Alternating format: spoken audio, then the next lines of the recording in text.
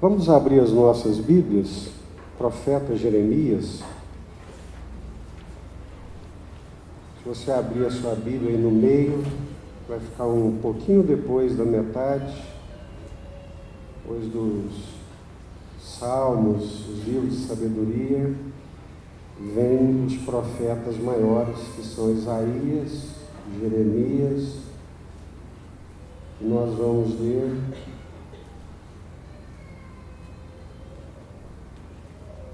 o capítulo 19,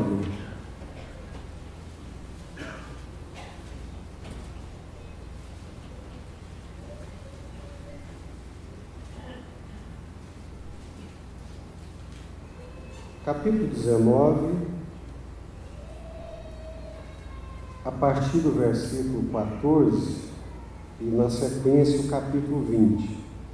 Eu gostaria que todos acompanhassem a leitura da Palavra de Deus e que depois mantivessem também as suas Bíblias abertas aí no profeta Jeremias.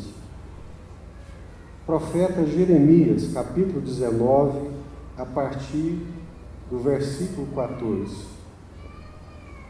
Voltando, pois, Jeremias de Tofete, lugar para onde o enviara o Senhor a profetizar, se pôs em pé no átrio da casa do Senhor e disse a todo o povo: assim diz o Senhor dos Exércitos, o Deus de Israel: eis que trarei sobre esta cidade e sobre todas as suas vilas todo o mal que pronunciei contra ela, porque endureceram a cerviz para não ouvirem as minhas palavras. Pazur, filho do sacerdote Imer, que era presidente na casa do Senhor, ouviu a Jeremias profetizando essas coisas. Então feriu Pazur ao profeta Jeremias e o meteu no tronco que estava na porta superior de Benjamim, na casa do Senhor. No dia seguinte, Pazur tirou a Jeremias do tronco. Então lhe disse Jeremias: o Senhor já não te chama Pazur, e sim terror por todos os lados. Pois assim diz o Senhor: eis que te farei ser terror para ti mesmo e para todos os teus amigos. Estes cairão a espada de seus inimigos, e teus olhos o verão. Todo o Judá entregarei nas mãos do rei da Babilônia. Este os levará presos à Babilônia e feri-los-á à espada. Também entregarei toda a riqueza dessa cidade, todo o fruto do seu trabalho e todas as suas coisas preciosas, sim, todos os tesouros dos reis de Judá entregarei nas mãos de seus inimigos, os quais hão de saqueá-los, tomá-los e levá-los à Babilônia. E tu, Pazur, e todos os moradores da tua casa ireis para o cativeiro.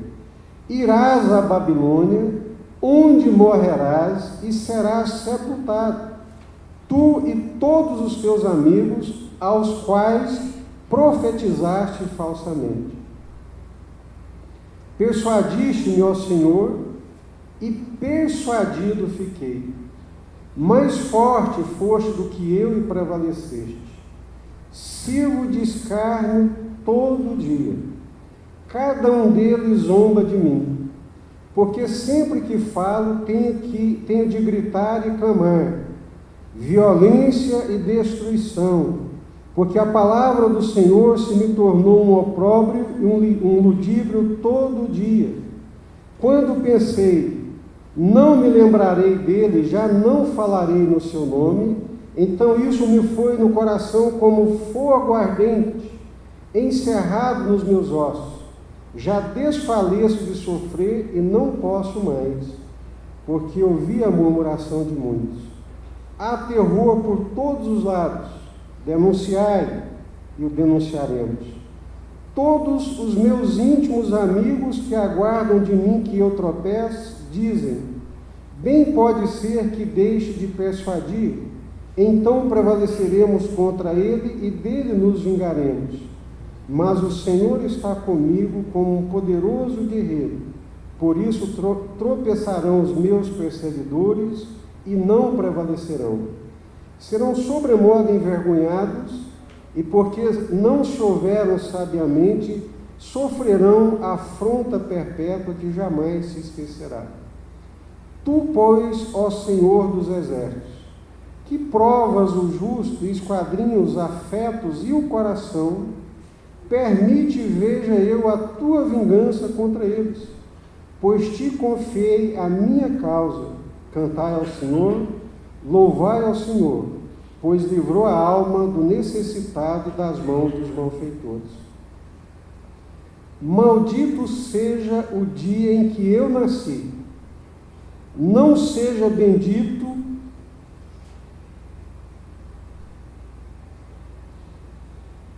o dia em que me deu à luz minha mãe. Maldito o que deu as novas a meu pai, dizendo: nasceu-te um filho, alegrando com isso grandemente. Seja esse homem como as cidades que o Senhor destruiu sem ter compaixão. Ouça ele clamor pela manhã e ao meio-dia alarido. Por que não me matou Deus no ventre materno? Por que minha mãe não foi minha sepultura?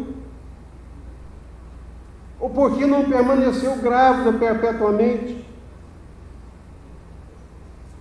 Por que saí do ventre tão somente para ver trabalho e tristeza e para que se consumam de vergonha os meus dias? A dor do profeta transparece com muita clareza nesse capítulo que nós acabamos de ler.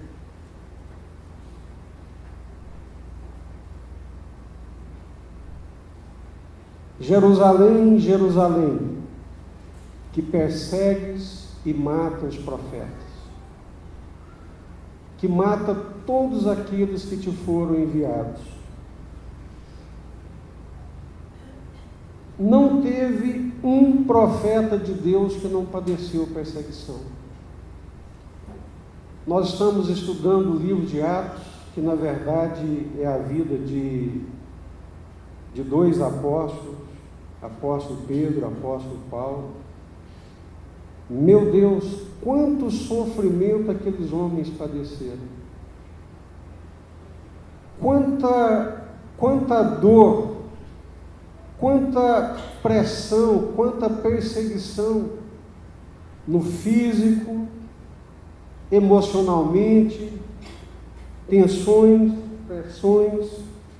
Paulo chega a dizer que ele passou fome, sofreu traições, sofreu naufrágios, sofreu com os estranhos, sofreu com os que eram de casa. E a pergunta é: por que um homem de Deus, como Paulo, como Jeremias, sofrem e sofrem tanto? Por que todos os profetas foram perseguidos? O profeta Jeremias,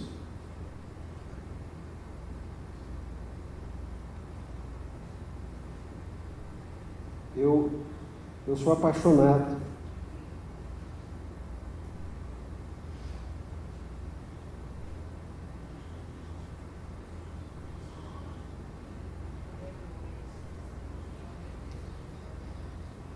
Sou apaixonado por ser crente e por ter a mesma fé que esses homens tiveram. E para que essa fé chegasse até nós, eles pagaram um preço muito alto. O autor de Hebreus diz que alguns foram cerrados pelo meio, que alguns foram despedaçados, que alguns andaram nus pelos antros da terra, perseguidos sem motivo, perseguidos sem nenhuma razão, a não ser pelo fato do seu compromisso com Deus, a não ser pelo fato de fazer de Deus a razão da sua vida, a razão do seu existir. O profeta Jeremias teve um ministério longo de aproximadamente 50 anos. E algumas coisas foram bem peculiares e dolorosas no seu ministério. Talvez uma das maiores dores do seu ministério tenha sido o fato de que ele nunca operou um milagre extraordinário.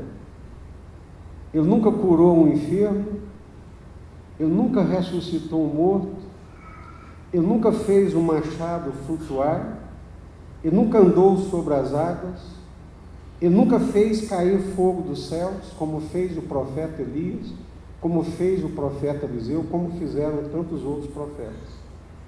A semelhança de João Batista, Jeremias é um profeta que não tem o seu ministério respaldado por manifestações carismáticas sobrenaturais. Porque o caso do profeta Elias, quando lhe chegaram ao sopé da montanha aqueles homens que queriam prendê-lo, e lhe disseram: homem de Deus, desce dessa montanha. Se eu sou homem de Deus, como vocês dizem, que caia fogo do céu e os consuma. E caía fogo do céu e eles foram consumidos. Ou seja, ninguém podia brincar com Elias, porque havia na vida dele dons e carismas que referendavam o seu ministério. Eliseu, um dia caminhando, os meninos lá, zombando dele, escarnecendo, chamaram ele de calvo. Sobe, calvo, sobe, calvo. E de repente saiu uma ursa do meio do mato e despedaça aqueles meninos que estavam zombando dele. Os seus ossos, quando bateram na sepultura, caindo em cima de ossos de outro morto,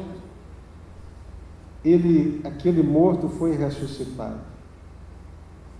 Já em Jeremias, pense comigo, o que Jeremias tinha de sobrenatural para referendar a palavra que ele falava? Não tinha nada de sobrenatural. Então, quando nós lemos aqui o capítulo 20, ele está assim do profundo da alma, lamentando a sua existência, o seu chamado e a missão que ele havia recebido. Ele chega a dizer para Deus: eu sou o que sou, porque o Senhor me persuadiu a ser. O Senhor é mais forte do que eu e prevaleceu contra mim. Mas eu quero dizer para o Senhor que eu sirvo de escárnio, de vergonha todos os dias, porque todo mundo zomba de mim. Porque o Senhor me manda falar, eu falo, e eles zombam de mim e escarnecem de mim. Eu resolvi, Jeremias, não quero mais ser profeta, não quero mais saber de revelação de Deus, de voz de Deus, de palavra de Deus, não quero saber disso mais. Isso é vergonha, é escárnio para mim. Mas quando eu pensei nisso e me calei, um fogo brotou dentro de mim, dentro das minhas entranhas, passando pelo meu coração, afogueando os meus ossos. Eu disse: o Senhor é mais forte do que eu falo, Senhor, o que o Senhor quiser que eu fale. E assim o Senhor me persuadiu. Mas maldito seja o dia em que eu nasci. Algumas pessoas lhe amarguraram a alma e a vida de tal forma e de tal maneira que ele chegou a amaldiçoar o dia do seu nascimento. Por que que eu nasci? Por que que o ventre da minha mãe não me foi por túmulo? Por que que eu não fui um aborto, Senhor?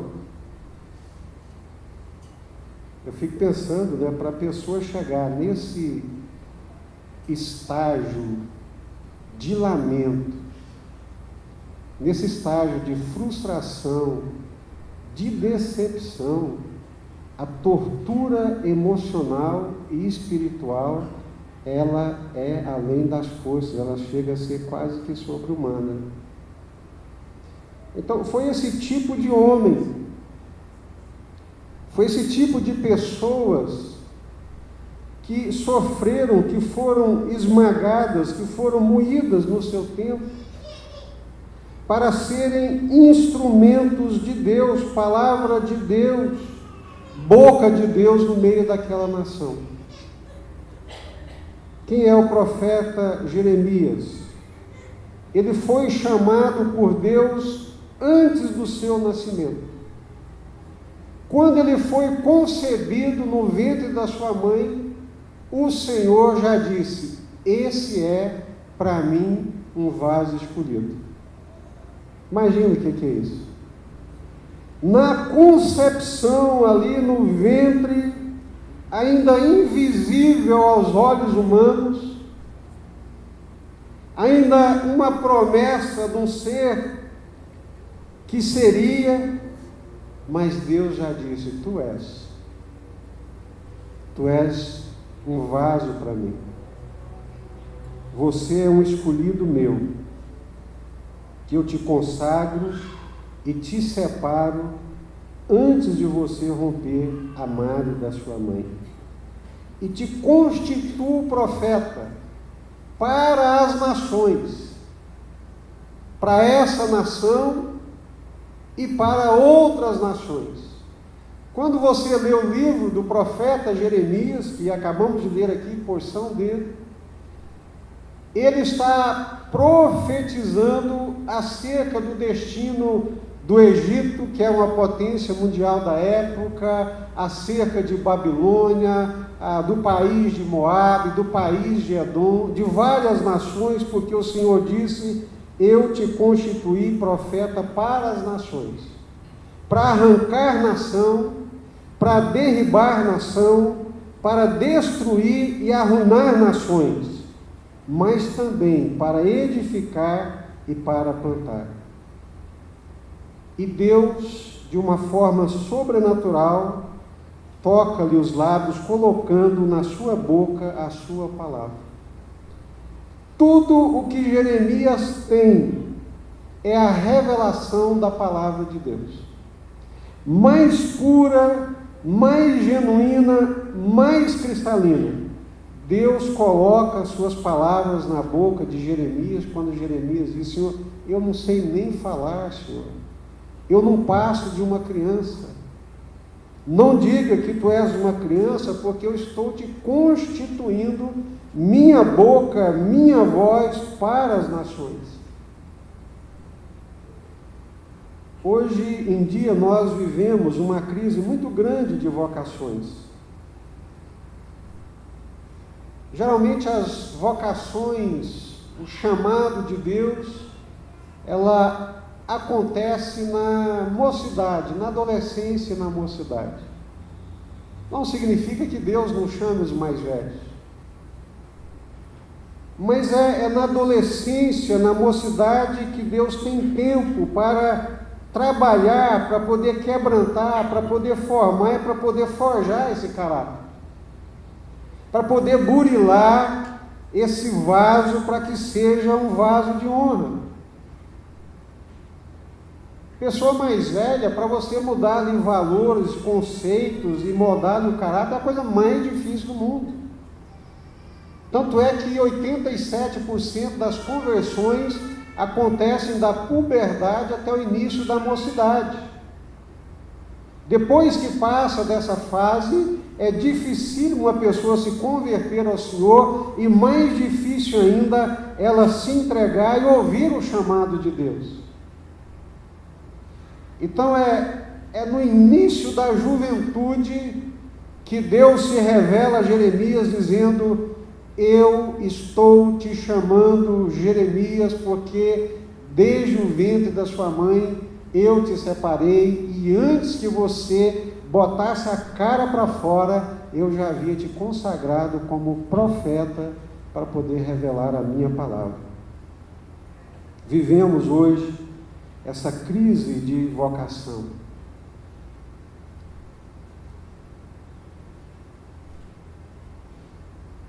Será que Deus não chama mais? Será que Deus não separa mais? Ou será que muitas outras coisas têm ocupado o nosso coração? Então, Jeremias é chamado por Deus e recebe uma missão da parte de Deus. E que missão difícil, que missão dolorosa.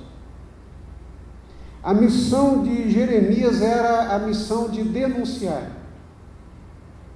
Denunciar o pecado, denunciar o reino do sul, Judá, com a sua capital Jerusalém, que havia se corrompido de uma forma generalizada.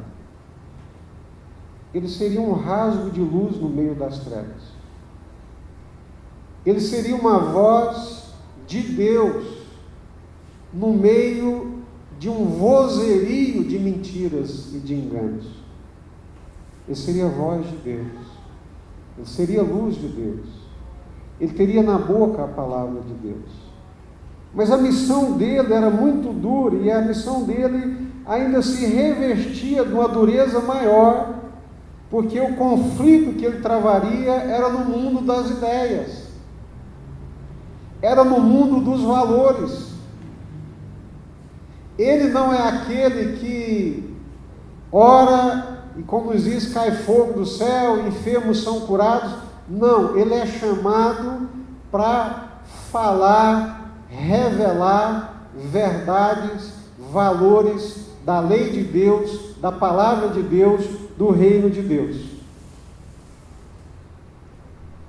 E ainda havia algumas coisas que eram muito mais difíceis e complicadas para ele e para quase todos os profetas,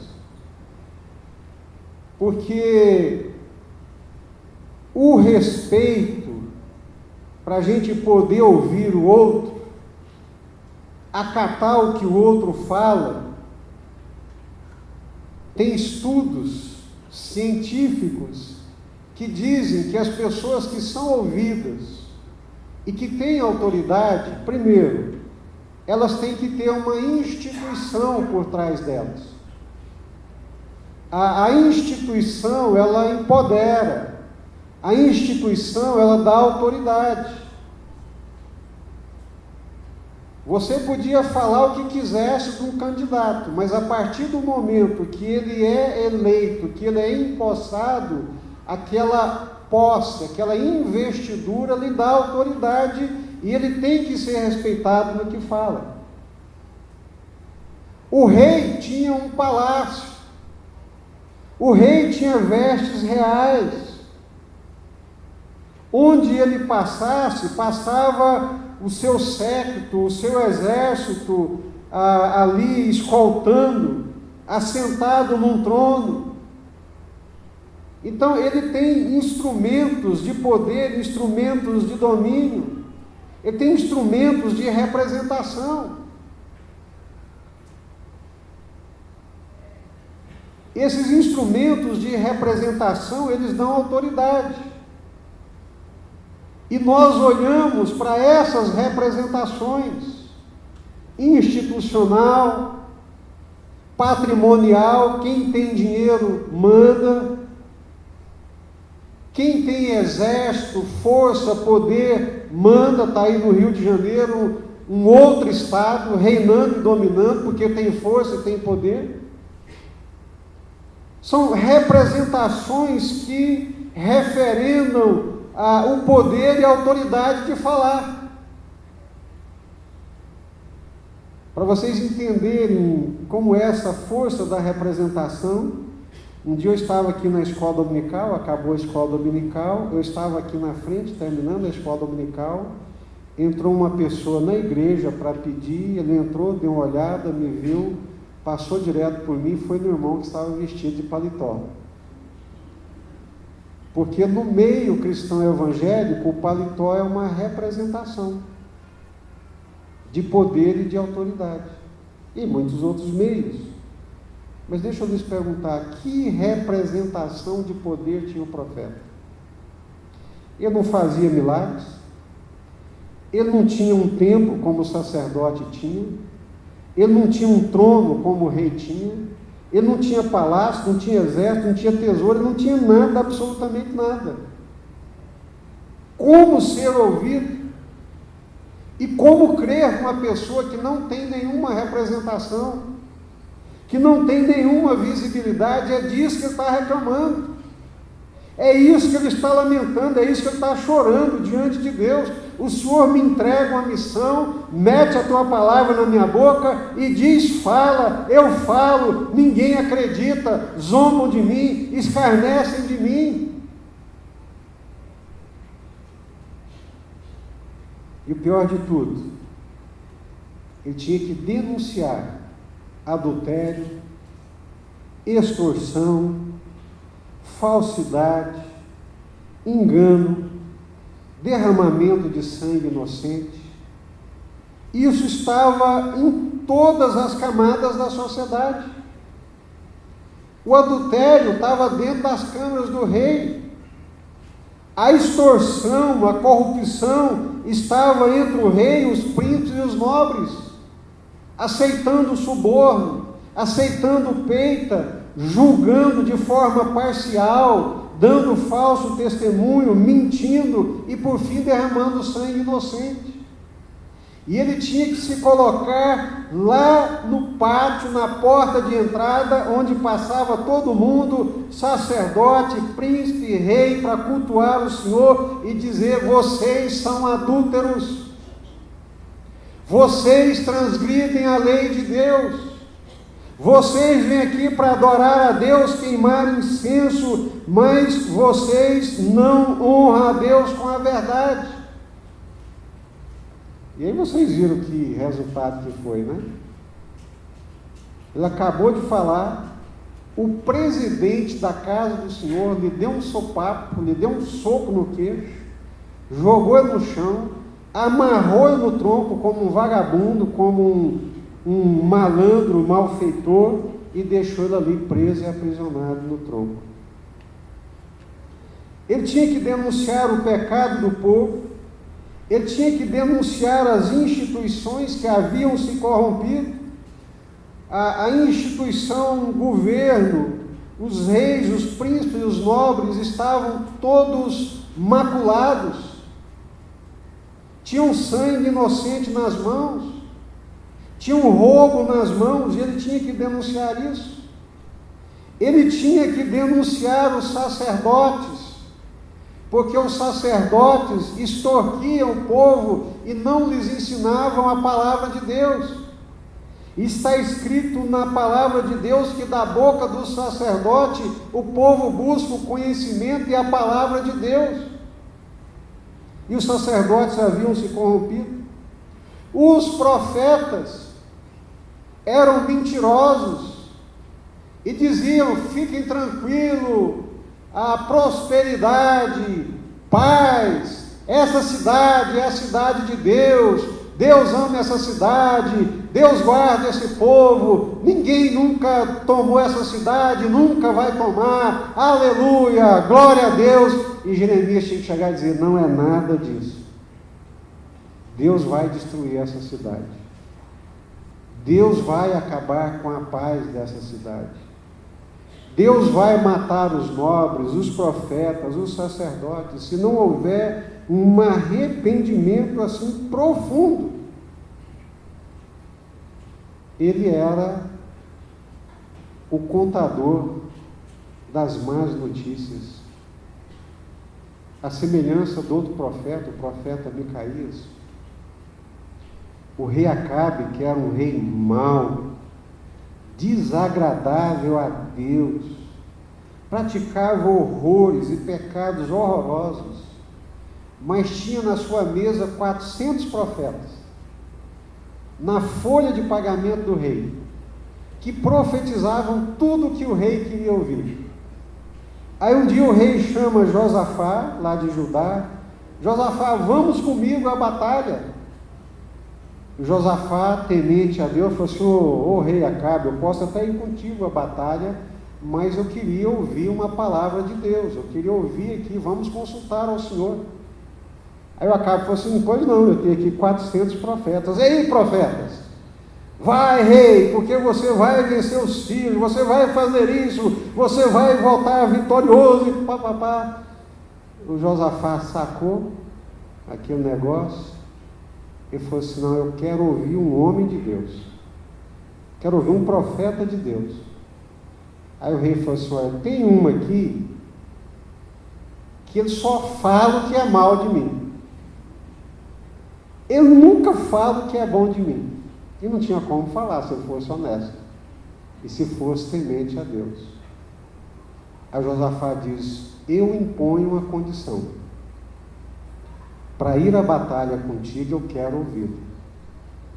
Aí o rei mandou o capitão dos exércitos lá atrás de Micaías, chegou lá no Micaías e já cantou a pedra para ele: Micaías, o rei está super animado, ele está entusiasmado, ele está na ponta dos cascos para arrebentar com o exército inimigo. Todos os profetas profetizaram coisas boas, positivas para o rei. Ele está te chamando, mas presta atenção no que você vai falar lá, Micaías. Encomendou a missa, né? E o Micaías chegou lá: ah, é? Então tá bom. Eu acho que ele fez um tom de cinismo, né? Porque ele disse: vai, rei, nessa tua força e vença. E o rei: eu tenho que te esconjurar em nome do Senhor a que você fala a verdade? Opa, peraí. Agora você mexeu com uma coisa com a qual não se brinca. A verdade. Você quer ouvir a verdade, rei? Quer. Eu vi Israel disperso pelas montanhas, como ovelhas que não têm pastor. Você vai ser massacrado nessa batalha. Não falei? Eu só falo o que é mal de mim. Mete ele no poço, a pão e água, até que eu volte vitorioso. Micaías diz: se você voltar vitorioso, Deus não falou na minha boca. E o Acabe vai para o campo de batalha, tira as vestes reais, disfarça de um soldado comum, para ninguém perceber que ele é o rei, entra no meio da batalha, ninguém sabia quem era o rei ou onde é que ele estava. Um soldado do exército inimigo pega uma flecha, entesa o arco e solta essa flecha ao acaso para o rumo do exército de Israel. A flecha viaja, corta os céus e atinge exatamente o rei Acabe, disfarçado entre o seu exército, e acerta ele no único lugar onde uma seta poderia entrar, na juntura da armadura. Meu Deus, com Deus não se brinca. A palavra de Deus é a verdade. Então, Jeremias pagava um altíssimo preço por ter a palavra de Deus na sua boca e nada, nenhuma representação que pudesse referendar sobrenaturalmente, miraculosamente, nada institucional, nada patrimonial que pudesse referendar que Deus era com ele, que o que ele falava era verdade. Mas ele era fiel. Ele era fiel. Sofreu horrores, sofreu estertores, mas foi fiel. Falou para reis, falou para sacerdotes, falou para todos aqueles que precisavam falar. Padeceu perseguições, ódio, rejeição, prisões e fome. E por fim, já na velhice, foi levado para onde eu não queria ir. Foi obrigado a ir. Um ministério de 50 anos de muita dor, de muito sofrimento, mas também de muita fidelidade. E de todas as palavras que Deus mandou ele falar e que ele falou, nenhuma delas caiu por terra. Nenhuma delas caiu por terra. Jerusalém foi destruída, Nabucodonosor tomou a cidade, o rei que disse que morreria, morreu, o rei que disse que teria os olhos vazados, teve os olhos vazados, aprisionado, desterrado. Nenhuma das suas palavras caíram por terra, porque a palavra de Deus, ela é a verdade. Amém, meus irmãos?